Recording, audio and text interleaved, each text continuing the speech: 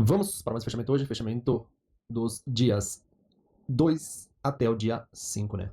No último cenário que a gente teve, eu já tinha comentado que eu enxergava esse cenário praticamente lateral, né? E a gente já tinha deixado a FIBO, né? Esse mercado já tinha atingido o primeiro alvo.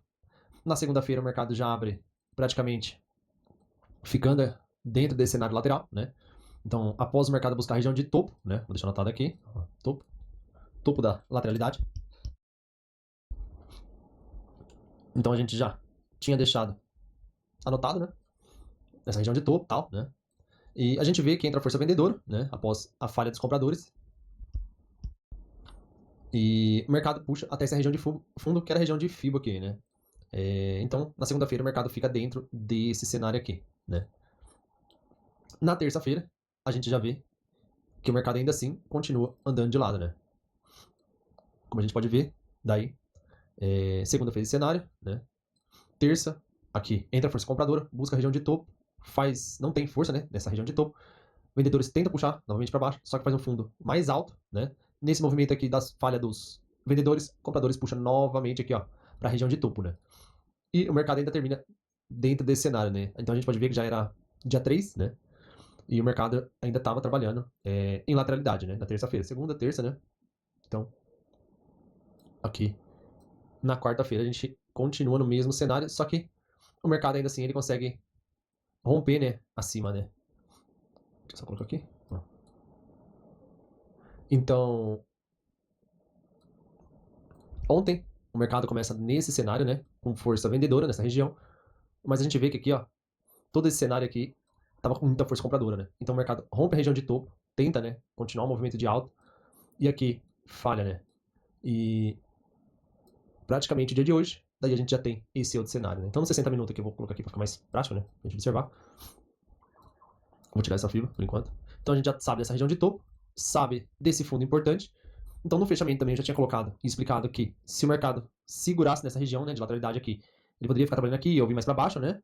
Ou, dependendo da força, vir testar essas regiões, né? Então essa era a região que era referente a essa perna de baixa, né? Então o mercado volta para testar essa região da FIBO, né? Então, praticamente hoje, o cenário que a gente teve hoje aqui foi o cenário comprador, né? A gente tinha o topo, vou deixar 4, da lateralidade, né? Aqui a gente já sabe que o mercado tende a replicar, né? Ó, a gente viu que já foi quase todo o movimento da lateralidade, né? Teríamos todos esses alvos aqui, a gente vê que o mercado chega na região de FIBO, né? Então aqui teríamos a região de FIBO, então a gente vê que hoje, a partir do movimento que o mercado fez, né? Entrou força vendedora, falha nesse movimento de dar sequência na baixa, o mercado continua em cima aqui, ó, né? Só fazendo uma correção, brigando entre suporte e resistência, como eu tinha comentado que o mercado ia ficar brigando. E após vendedores falhar aqui nesse cenário, a gente vê que o mercado entra rompendo, acelera, né? E faz um canal de impulsão muito forte, rompendo todas essas regiões, né? Nos 60 minutos a gente pode ver isso, né? Ó, o mercado seguiu no movimento de alta. Tínhamos gap aqui atrás, né? Tínhamos média de 200. Tínhamos espelhamento dessa fibra. Ó, vou deixar ela azul, nível 3, e vou diminuir isso daqui, ó. Então, ó, a gente vê exatamente tudo isso, né? O mercado brigando e confluindo exatamente com essas regiões, né? Dessa região que o mercado subiu também teríamos espelhamento, ó. A gente vê que ele foi no alvo, ó. Tá vendo? Como a gente pode ver. Se fosse colocar no último fundo que o mercado travou, ó, a gente vê que ele busca os alvos, né? E o ponto de parada do preço, a gente já sabia, né? Que era toda essa região do passado, né? Então, primeiro o mercado sente, mas nessas regiões de fundo aqui a gente já vê que ele passa muito forte, né? Ele já passa acelerando. Aí nesse cenário aqui, ó, desses dois cenários aqui, né? Tinha essas duas regiões, por quê? Porque quando o mercado segurou aqui nessa região, ó, foram regiões muito fortes, né? Então a gente vê que hoje o mercado termina dentro dessas duas regiões aqui, que é uma região muito forte, né? A gente tem ainda a probabilidade do mercado buscar ainda o topo aqui, né, do alvo. E claro, né, a gente não pode esquecer que temos também, deixa eu diminuir, as regiões mais acima, né? Então agora a gente fez relevante aí esse movimento, né? Onde o gráfico foi buscar, né? Nessa região aqui, vamos ver como o mercado vai sentir nessa região de 1%, né? Sabe que tem ali alvos mais acima, o mercado passando. Tem regiões de gap aqui, né? Para o mercado vir buscar. Deixa eu deixar, tá anotada. Temos esse alvo de gap, temos esse topo, né? Deixa eu ver o que mais. Vamos ver no diário. Ó. Então aqui, o mercado passando nessa região, né? Ou ele pode sentir aqui e fazer um movimento corretivo e depois ganhar mais força para poder vir buscar essa região de gap ou até essa região de topo. Essas são as regiões de interesse. Desse movimento de alta também ele pode fazer uma correção, né? Vai ter que entrar primeiro, força vendedora, né? Aqui nesse cenário. Aqui a gente pode ver, né, explicando depois desse último cenário porque ele travou, que ele ficou praticamente lateral aqui, né? Então, do mesmo jeito ali embaixo, ele fica aqui, ó.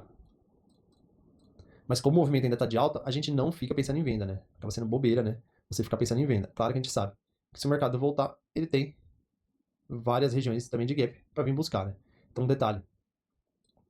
Se tiver força nesse cenário de venda, o que a gente pode esperar, né? Um detalhe, se, né, acontecer, a gente sabe que o mercado tende a voltar nessas regiões para retestar. Ele rompe, faz o reteste, busca essas regiões, ó, que vai estar confluindo com regiões de rompimento, né? Só que primeiro ele vem buscando as primeiras regiões, né? Então aqui ele tem essa primeira região para buscar, né? Aqui a gente vê que hoje ele já busca esse primeiro, né, movimento, falha de romper 50%.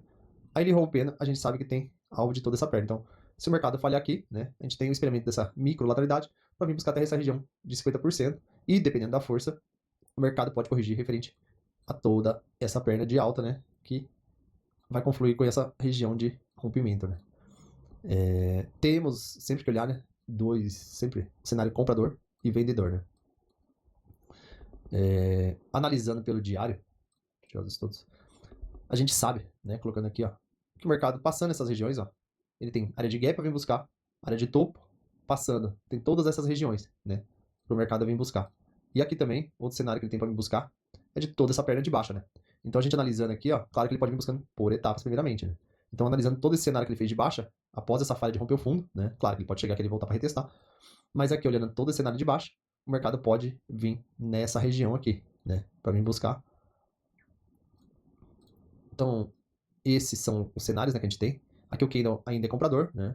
Então tem probabilidade de o mercado se criar nessas regiões, né? Ou vir buscar essa região de gap, se continuar o candle do dia comprador. 60 minutos a gente vê aqui também que tá ainda comprador, né? Mas ainda pode ter lugares, regiões de correção, né? Então, esse foi o fechamento dos dias 2, né? Até o dia 5.